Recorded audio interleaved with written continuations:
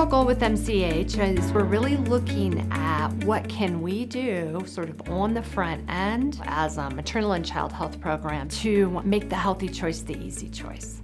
How can we establish the systems, the policies, the environmental changes that we need so that people will be able to be healthier just by a matter of course? They don't have to think about it. The environments where they live, the policies that are passed, at the state, at the city, at the neighborhood level are such that they are health promoting. So we made a deliberate decision in our MCH program to look at our work a bit differently. And we really are focusing our efforts on what we refer to as the population health arena. So we're really looking at what we can do together as a community to foster good health for all, for everyone. So much of future health is really influenced by our experiences when we are young. So when we have the opportunity to work during critical periods of development, when we can work with women before, during, and after pregnancy, when we can work with children from birth to age 3, when we can assist children as they transition from childhood to adolescence to adulthood, we have a rare and unique opportunity to shape the path for the future.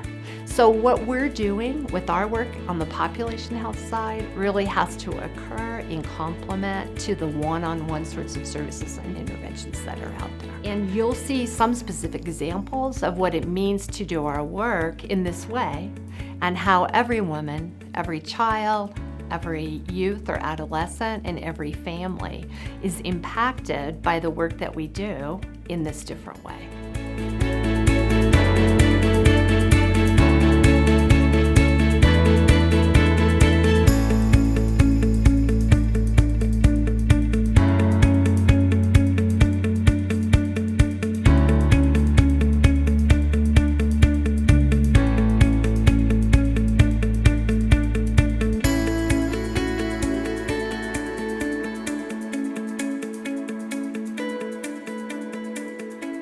C is a pilot project, and we're working to align systems of care coordination for children who are receiving care coordination services and are enrolled in Medicaid. Many of our families report that they're receiving services that are often fragmented and that their providers are not talking to one another. And this presents a lot of challenges and barriers for families in terms of accessing care and receiving the care that they need when they need it. So by having these conversations, we can strengthen those systems, ensure that they're working for children and youth with special health care needs, but also that they work for all children in Colorado.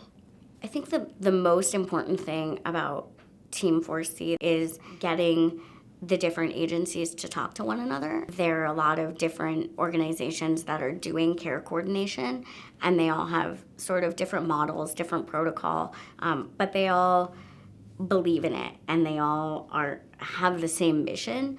So bringing those people to the table and prioritizing how we can really align systematically and make sure that everybody is doing their work in a consistent way and getting compensated in the most meaningful way and being able to really deliver high quality care to the people that need it most, I think it just makes it a really great program. The purpose of our unit is to do the research and understand our population in Colorado and apply interventions that are found in the research to be protective against early childhood obesity. We actually can establish healthy behaviors to last a lifetime. So if we build in a child's preference for physical activity and eating fruits and vegetables when they first start eating solid foods, it's there for a lifetime. Through our consistent messaging, we've tried to make being a new parent easier by speaking on practices and behaviors that parents can do to reduce or protect their child's risk of childhood obesity. We've disseminated this message throughout the state to healthcare providers, childcare providers. You might see the messages in our libraries, rec centers. So we produced the posters so that people could have things to put up and increase the visibility of our materials across the state. Right now, the posters have gone to areas of our WIC, Women, Infant, Children program, and some of those high visibility areas where mothers and babies are visiting with their educator, their health educator. So the response to receiving the materials, the handouts, and all that was developed, especially I can speak to the child care providers in our area who are trying to do parent education. So with these materials being ready to go with the talking points, it is very easy for them to open up a conversation focusing on a specific topic.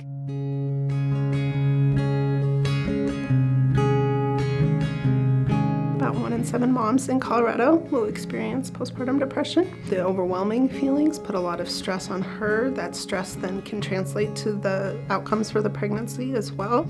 Over the past 5 years, we've been working on just general awareness with our providers and both mental health and physical health providers to increase their understanding of maternal depression and what that impact could be on a family and the importance of addressing it early. One of the other big challenges is that despite having a provider network committed to and willing to address the issue is stigma. So even if a woman is given the information, oftentimes she's concerned about sharing some of the feelings or the thoughts that she's been having.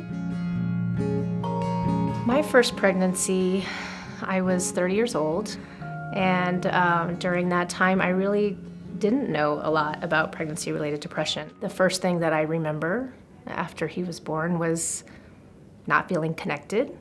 I sort of looked at this infant as something very separate from me, and that was really the first time I felt confused. There seemed to have been lots of pressure around what I was supposed to be as a mom.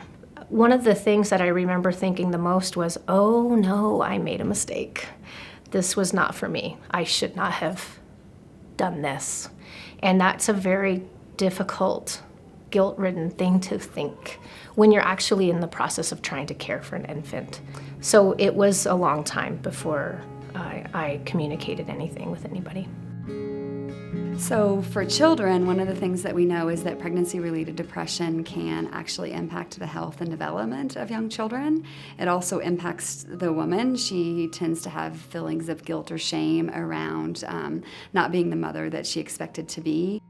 What we realized is that pregnancy-related depression is a huge problem. It's the most common complication of pregnancy and childbirth.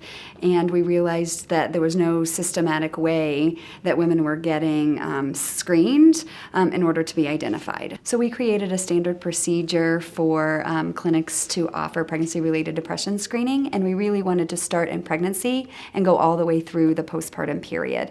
To me, what I envision for the future for moms is that having a discussion about pregnancy-related depression is going to be no different than scheduling your 6-month dental appointment, that there would be no stigma.